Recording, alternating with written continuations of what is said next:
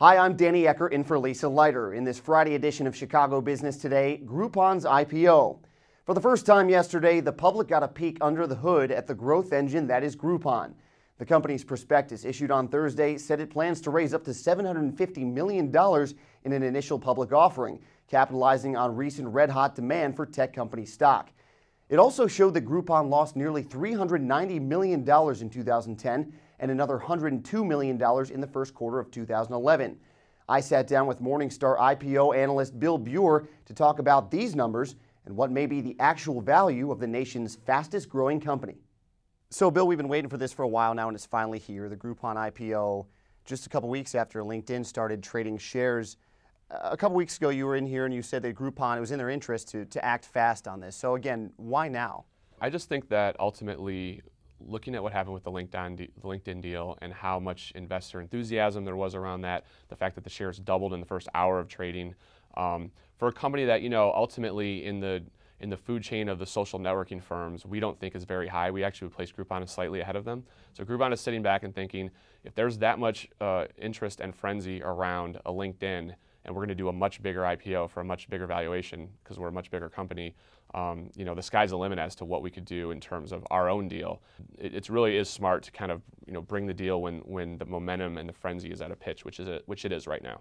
So there's some eye-popping numbers in this thing. In the S1 filing, $390 million lost in 2010. Maybe one that stands out the most is $200 million plus spent on marketing. That's nearly half of their total operating expenses, right. And that's obviously they have a business model that banks on grabbing new subscribers. Sure. How is that going to play into to the value, the actual value of the company? I mean, clearly their whole MO is basically to spend a ton of money to try to acquire sales, customers, merchants, and I think what you're seeing now is a lot of upfront spending, which basically planting a bunch of seeds. So down the road, when they have these customers and these merchants locked in, that income, that line expense will actually go down. I just worry about you spend this much money to acquire growth.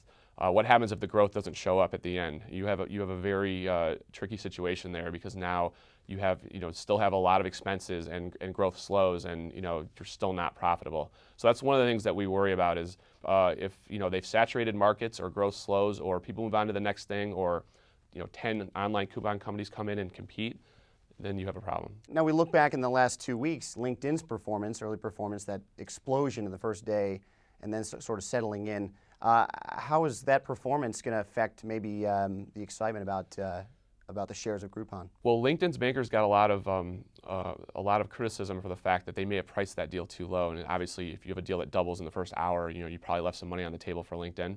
So I would imagine that the Groupon bankers and the company are going to be a little bit more cognizant of the fact that there might be a little bit of a premium that you can attach to this when it's still in the institutional phase, and you may end up seeing a higher share price, a higher valuation initially, and it'll still get a pop, there's no doubt in my mind, but it may not get the same pop as LinkedIn did because I think there'll be more awareness around how we price this thing.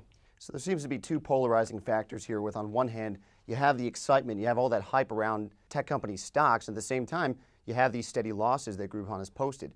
Which carries more weight in your opinion as far as setting that price? For right now, I think the excitement is gonna be the driving factor of these valuations. There's just so much attention, so much frenzy right now. This is going to be a short-term phenomenon. You're not going to be able to come out with a valuation or what you think it's worth in the first couple months because there's so much that goes on with the trading and the secondary market and people eventually flipping their shares. So long-term, Groupon's valuation will be determined, but in the short-term, losses are almost kind of irrelevant. This is just one of those things where the potential of the business is very compelling for people, and that's what they're focused on.